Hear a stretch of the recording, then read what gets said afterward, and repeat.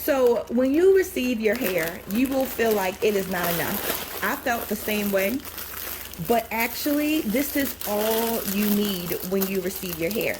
The packs are indeed thin. I cannot lie about that. However, these thin packs go a long way. When I did my hair in, I'm gonna say mid back length big braids, it came out to me only using about four or five packs, depending upon the thickness of my hair. Now you may be like, this is not going to be enough, but trust me, it will be enough.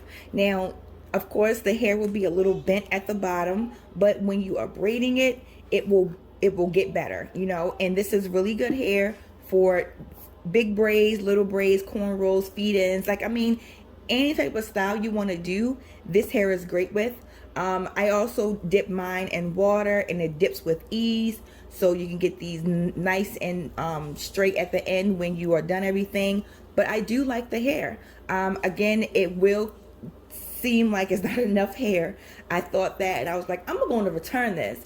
But I didn't. I used it, and I was pleasantly surprised with the quality and the less amount I typically would need to buy inside of my hair store. The connect along hair, I would buy so many packs, but this actually worked out with me only needing about 5.